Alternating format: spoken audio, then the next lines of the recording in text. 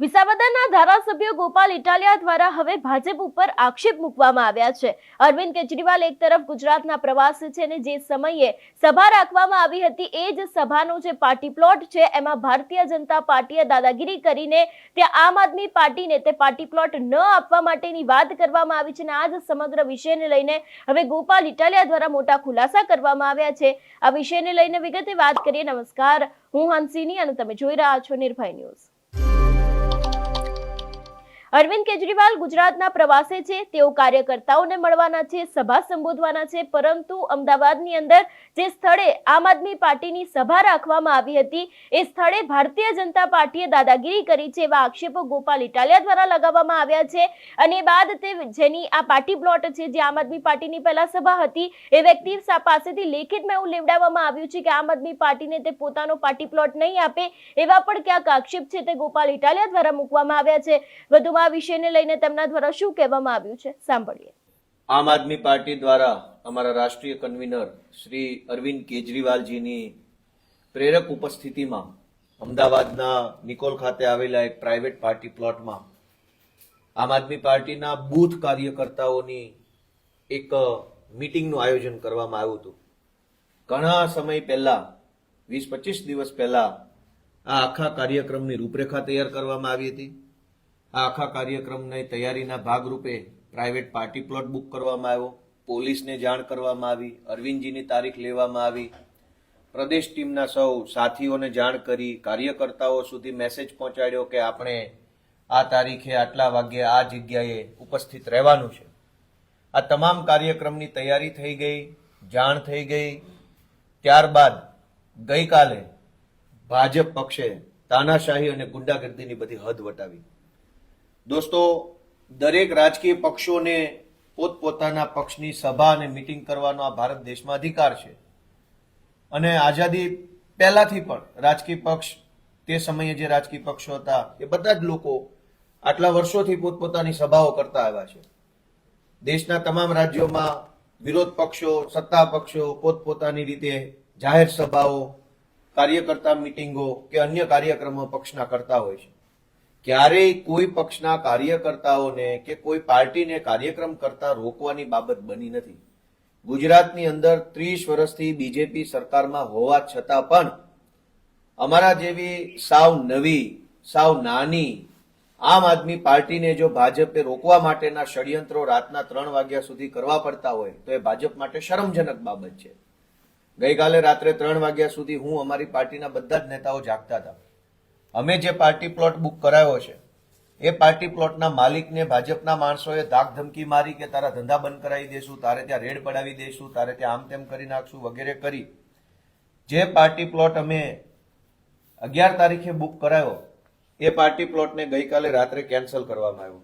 2,30,000 રૂપિયા એને પેમેન્ટ તરીકે ભરવામાં આવ્યા। આમ આદમી પાર્ટીની જનસભા છે એની જાણ કરી, કેટલા સાઉન્ડ, કેટલી ખુરશીઓ, કેટલા ટેબલ, શું વ્યવસ્થા, બધી જ ચર્ચા થયેલી હતી। પણ પ્રાઇવેટ પાર્ટી પ્લોટના માલિકને ધાક ધમકી કરી, દાબ દબાણ કરી અને નિકોલમાં આજે અરવિંદ કેજરીવાલજીનો જે કાર્યક્રમ હતો એ કેન્સલ કરાવવા માટે ભાજપે પૂરું દબાણ કર્યું અને ત્યાં અત્યારે પોલીસ મોકલી અને લોકોની અંદર એક ભય ફેલાય એવો માહોલ ઉભો કર્યો છે। આ બિલકુલ યોગ્ય વસ્તુ નથી। આમ આદમી પાર્ટી એક રાષ્ટ્રીય પાર્ટી છે। ગુજરાતના 42 લાખ લોકોએ આમ આદમી પાર્ટીને મત આપેલ છે અને એટલે ગુજરાતની જનતાએ ઓથોરાઇઝડ કરેલી વિપક્ષી પાર્ટી છે। આમ આદમી પાર્ટીને જનસભા કરતા રોકવામાં આવે છે એ બાબત નિંદનીય છે। અમે પણ નક્કી કર્યું છે કે હવે પછીથી એક નવું લોકેશન છે ત્યાં અરવિંદ કેજરીવાલજીની આમ આદમી પાર્ટીની સભા આજે જ કરવાની છે।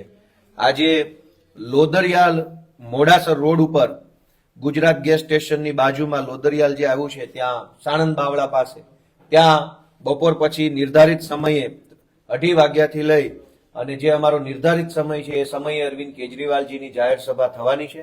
અમે નવું સ્થળ અમારા આમ આદમી પાર્ટીના કાર્યકર્તાની પ્રાઇવેટ પ્રોપર્ટીની અંદર નક્કી કર્યું છે। એ અમારા આમ આદમી પાર્ટીના કાર્યકર્તાએ પોતાની જગ્યા આપી છે। પ્રાઇવેટ ઇવેન્ટ તરીકે અરવિંદ કેજરીવાલજીની સભા આજે થઈને રહેવાની છે। પણ દુઃખની બાબત એ છે કે અરવિંદ કેજરીવાલ ગુજરાતમાં આવે અને આમ આદમી પાર્ટીના તમામ નેતાઓ ગુજરાતની જનતાને સંબોધિત કરે તો એમાં ભાજપના પેટમાં કેમ તેલ રેડાય છે? ભાજપને શું તકલીફ પડે છે? 30 વર્ષથી સરકાર છે. જો સારા રોડ બનાવ્યા હોત, જો સારી શાળા બનાવી હોત, દવાખાના બનાવ્યા હોત, ધક્કા ન ખાવા પડે એવી રીતે લોકોનું કામ થઈ જાય એવી વ્યવસ્થા ઊભી કરી હોત, ભ્રષ્ટાચાર કાબૂમાં કર્યો હોત, તો આજે આમ આદમી પાર્ટીની સભાઓ કેન્સલ કરાવવા માટે ગુંડા ન મોકલવા પડે.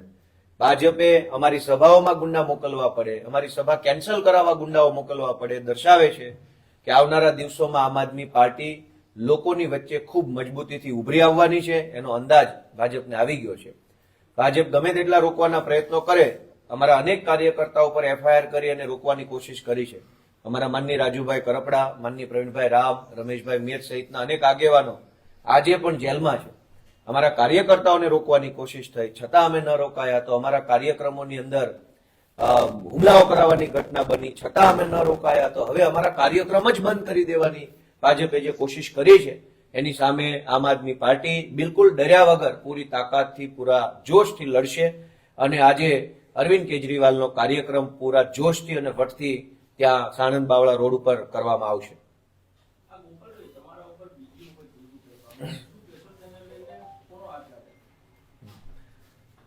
મારી જનસભામાં, ગાંધીધામમાં, રાજકોટમાં, જામનગરમાં અને છેલ્લે માળિયા હાટીનામાં વગેરે વગેરે જગ્યાએ મારી જનસભામાં મારા ઉપર હુમલો કરવાની કોશિશ થઈ. અને આ હુમલો કરાવનાર મને એમ લાગે છે કે ચોક્કસપણે ભાજપ પાર્ટી છે. આખી ભાજપ પાર્ટી વિસાવદર વિધાનસભાની ચૂંટણીમાં મને હરાવવા માટે કોશિશ કરી. મુખ્યમંત્રી, મંત્રી, તમામ લોકોએ પોતપોતાની પૂરી કોશિશ કર્યા પછી પણ જ્યારે એનાથી એ સફળતા ન મળી અને પોતે નિષ્ફળ ગયા, ત્યારથી એ લોકો મારા ઉપર ચીડાયેલા છે.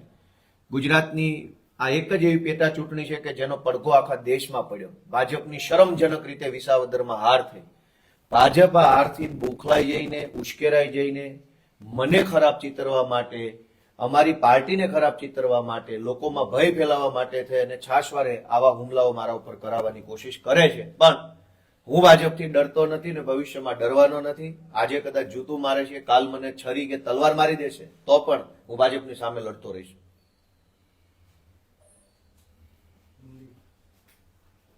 ઓકે, એક મિનિટ સાયલેન્ટ કરી લો ને ત્યાં પછી વચ્ચે વાગ કરશે.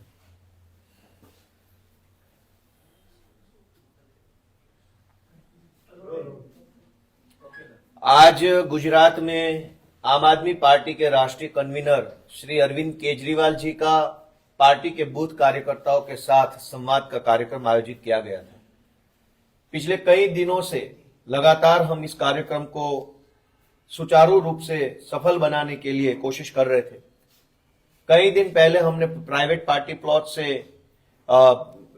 पैसा भर करके, एडवांस डिपॉजिट दे करके एक प्राइवेट पार्टी प्लॉट बुक किया, पुलिस को इंटीमेट किया, पार्टी के कार्यकर्ता और पदाधिकारियों को सूचित किया और सारे कार्यक्रम को सफलतापूर्वक आयोजित करने की हमने सारी कोशिश कर रखी थी. लेकिन बीजेपी ने कल रात से दादागिरी और तानाशाही चालू करी. कल रात बीजेपी ने पार्टी प्लॉट, जिस पार्टी प्लॉट को हमने रेंट पे लिया हुआ था इवेंट करने के लिए, उस पार्टी प्लॉट के ऑनर को धमकाया, डराया और ये कहा कि तेरे वहां रेड पड़वा देंगे, तेरे यहाँ ये कर देंगे, वो कर देंगे करके डराया. और उससे लिखित रूप में ले लिया गया कि मैं ये पार्टी प्लॉट आम आदमी पार्टी को देना नहीं चाहता, जबकि हमारे पास ये रिसिप्ट मौजूद है. जब हम उस मीटिंग में केजरीवाल जी आएंगे, ये होगा वो होगा, सारी चीज थी. लेकिन बाद में जिस तरीके से धाक धमकी करके दबाया गया, डराया गया, ये बिल्कुल गैर कानूनी है, ये तानाशाही है. गुजरात में 30 साल से बीजेपी की सरकार है. 30 साल में अगर अच्छे काम कर लिए होते, जनता के लिए कुछ काम कर लिया होता, तो आम आदमी पार्टी की जनसभा को कैंसिल करवाने की कोशिश नहीं करनी पड़ती. पहले इन्होंने हमारे नेताओं को जेल में डाला. हमारे नेता राजूभाई करपड़ा जी, प्रवीण भाई राम और अन्य कई सारे नेताओं को जेल में डाला ताकि हम जनसभा न कर पाए. फिर भी हमने, हमारे कुछ साथी जेल में रहे तो जो लोग बाहर थे उन्होंने जनसभा चालू रखी, तो हमारी जनसभाओं में हमारे ऊपर हमले करवाए गए. फिर भी हमने जनसभा चालू रखी तो अब हमारी जनसभा ही नहीं होने देने के लिए गुंडे भेजे गए, पुलिस भेजी गई और बिल्कुल तानाशाही की जा रही है. गुजरात में इस तानाशाही की कोई जगह होनी नहीं चाहिए. ये वो प्रदेश है जहां से आंदोलनों की राजनीति खड़ी हुई. गांधी और सरदार जिन्होंने अंग्रेजों जैसी बड़ी सल्तनत के खिलाफ आंदोलन किया था, जब अंग्रेजों ने उन्हें नहीं रोका तो ये आज की बीजेपी की सरकार हमें क्यों रोकेगी? देश में हर कोई राजनीतिक पार्टी अपना प्रोग्राम कर सकते हैं, अपनी इवेंट कर सकते हैं, अपना आवाज उठा सकते हैं, कार्यकर्ता सम्मेलन कर सकते हैं, लेकिन गुजरात में आम आदमी पार्टी को रोकने की बीजेपी की जो कोशिश है वो बिल्कुल निंदनीय है और इस तरीके की कोशिश से हम रुकने वाले हैं नहीं। हम अरविंद केजरीवाल जी के सैनिक हैं, हम हर जोर जुल्म के सामने लड़ेंगे, बीजेपी की तानाशाही को करारा जवाब देंगे और आज हमने दूसरा लोकेशन तय कर लिया है। उस दूसरे लोकेशन पे हमारे आम आदमी पार्टी के कार्यकर्ता के प्राइवेट फार्म हाउस पे आम आदमी पार्टी की जनसभा होगी, कार्यकर्ता वहां आएंगे और अरविंद केजरीवाल जी सबको संबोधित करेंगे। ये जनसभा जो है वो साणंद बावला रोड पर एक फार्म हाउस है जिसका लोकेशन आप सब लोगों को भेज दिया जाएगा, वहां पे होने की है। Okay, thank you. તમારું શું માનવું છે આ વિષયને લઈને અમને કમેન્ટ કરીને ચોક્કસ જણાવજો। તેની સાથે અમારી ચેનલ નિર્ભય ન્યૂઝને લાઇક, શેર અને સબસ્ક્રાઇબ કરવાનું ભૂલશો નહીં। નમસ્કાર।